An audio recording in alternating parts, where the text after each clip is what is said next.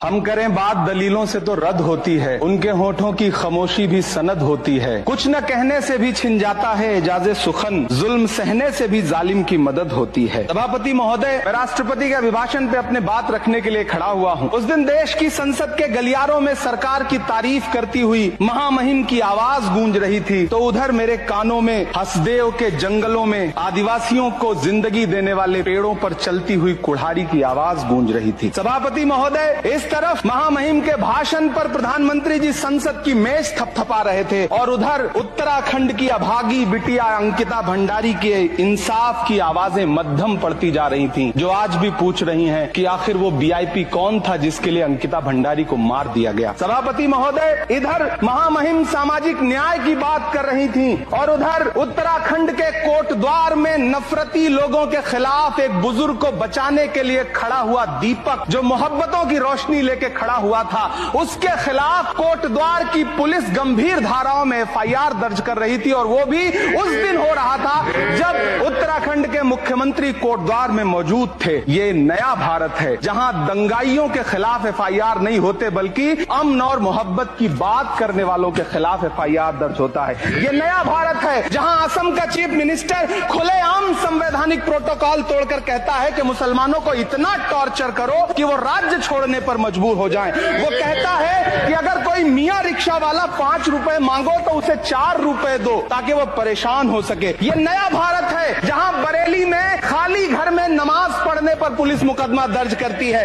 ये नया भारत है जहां क्रिसमस की तैयारी करते हुए ईसाइयों पर सरकार मुकदमा दर्ज करती है। ये नया भारत है जहां जम्मू कश्मीर में नीट का एग्जाम क्वालिफाई करने वाले 50 बच्चों में अगर 42 मुसलमान होते हैं तो फिर मेडिकल कॉलेज की मान्यता ही रद्द होती है और जश्न मनाया जाता है। महामहिम, राष्ट्रपति का भाषण में सुन रहा था। सर, ये नया भारत है जहां मध्य प्रदेश के बैतूल में बच्चों के स्कूल बनवा रहे मोहम्मद नईम का घर स्कूल इसलिए तुड़वा दिया जाता है क्योंकि वो स्कूल बनवा रहे थे। ये नया भारत है जहां कोर्ट का स्टे होने के बावजूद बनारस की दाल मंडी में सैकड़ों दुकानें तोड़ी जा रही हैं क्योंकि रास्ता चौड़ा करना है। सभापति महोदय, मैं आपसे कहना चाहता हूं कि जो पीढ़ी अपने बुजुर्गों को गाली देती है उसके साथ प्रकृति इंसाफ करती है। आज इंदिरा जी और नेहरू को गाली देते हैं, नेहरू को छोटा नहीं कर पाएंगे। नेहरू